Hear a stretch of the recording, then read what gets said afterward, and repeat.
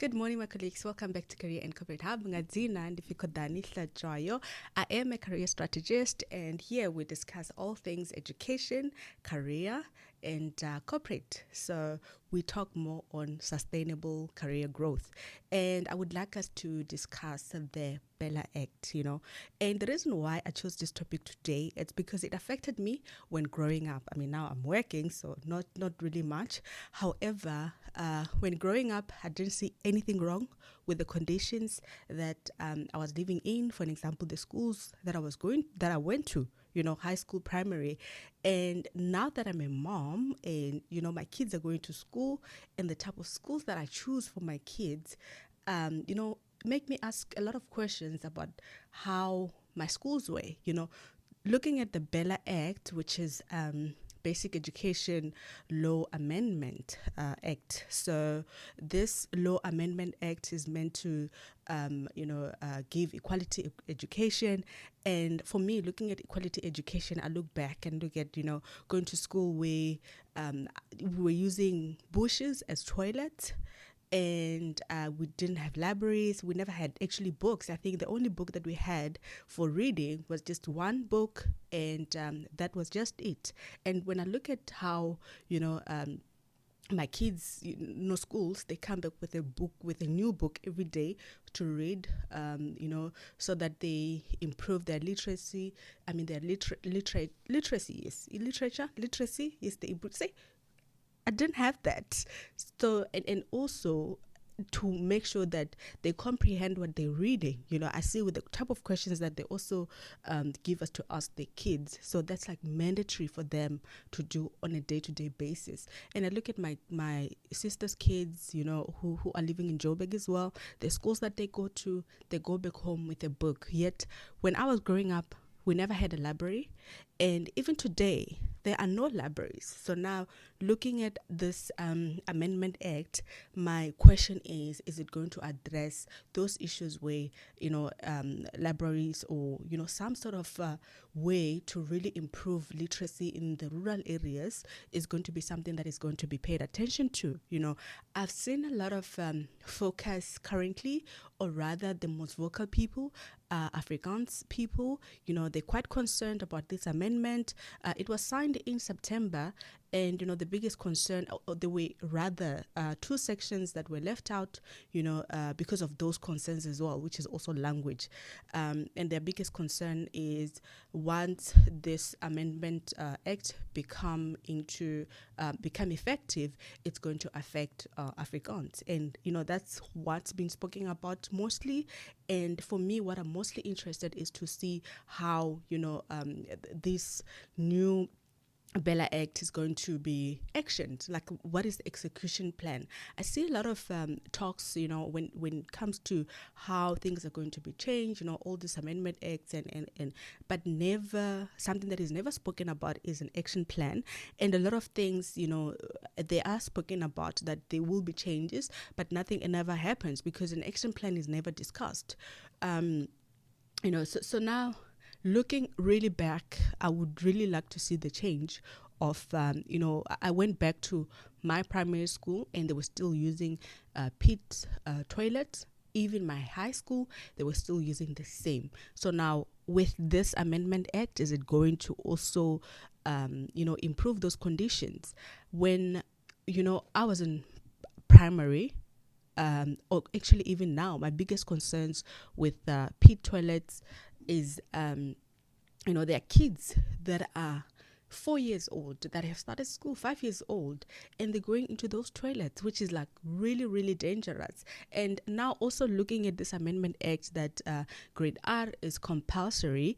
When we say compulsory, like, what is the age of then starting grade R as well? So those are some of the questions that I've just been asking myself, that when we're talking about this Amendment Act, what is it really going to do?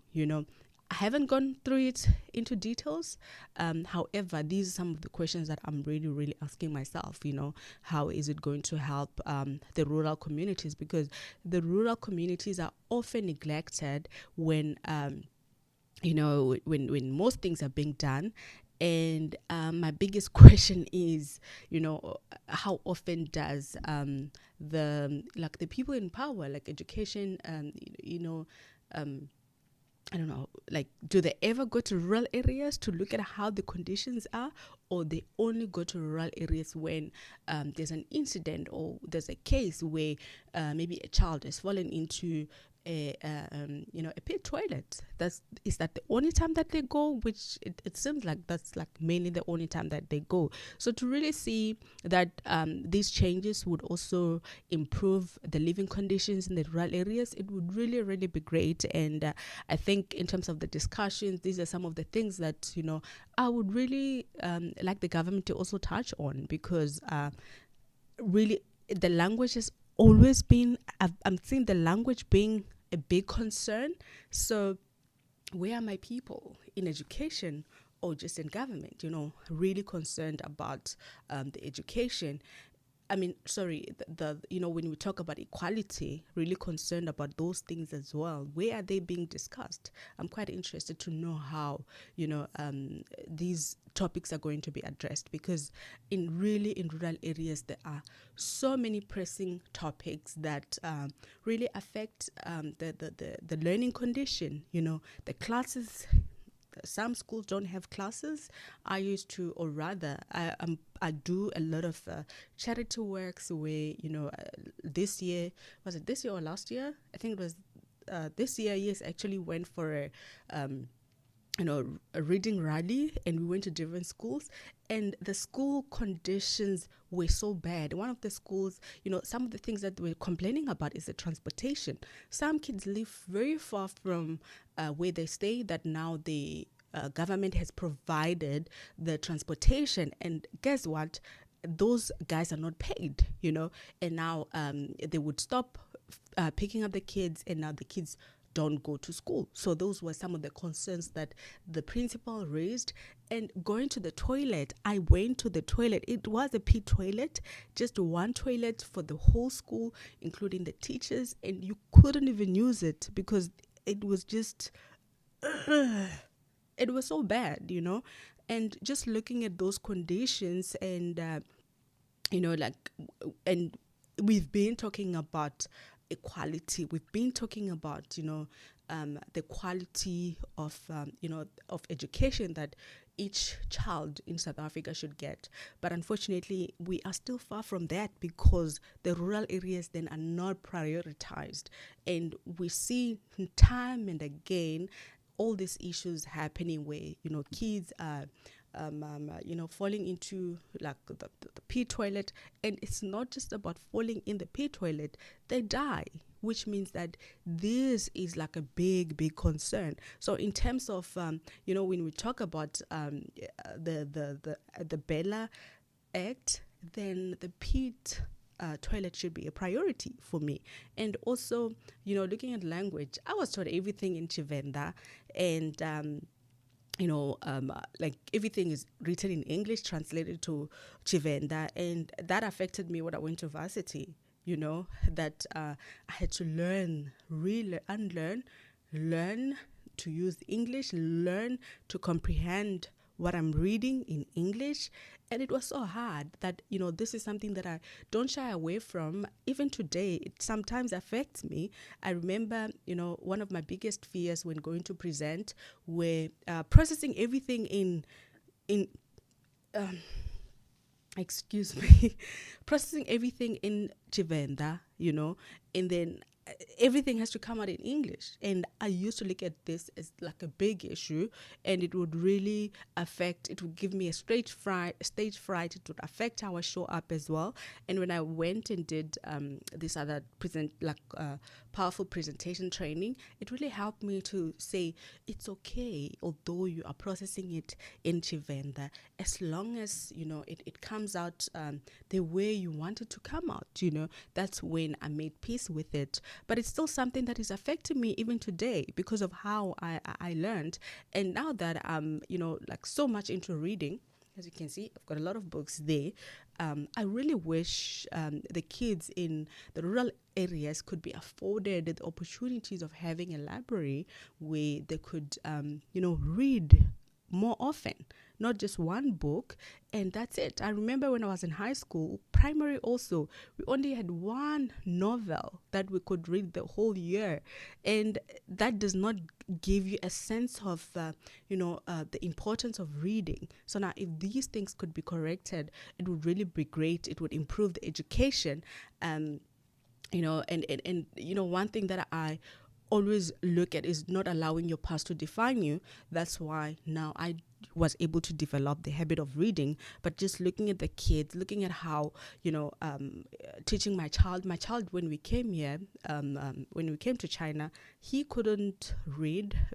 Their education, their curriculum is different from the curriculum they using the British curriculum, where the 6-year-old should be in grade 2, and now it affected how everything, how he showed up basically. So we had to teach him how to read, and teaching him every day how to read was then helpful, because then he would come back with different books all the time. And now I ended up buying him books so that he has more options, more books to read at home as well.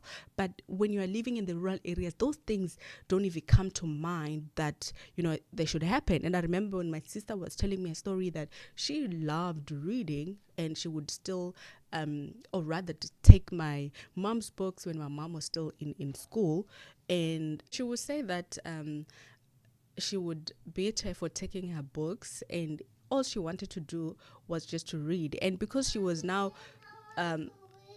yes, go, because she was now stealing, she would forget them and leave them outside, and then the rain would rain on them. So now she looking at that story, she didn't understand the importance of reading, like reading regularly, or just reading novels, or so I would really like to see those changes happening. So thank you so much for tuning in, my colleagues. I would like to wish you a Merry Christmas. I think this would be the last video until Christmas. So I would like to wish you a Merry Christmas and a Happy New Year, if I don't shoot another video for a Happy New Year for New Year after Christmas. So be kind and gentle.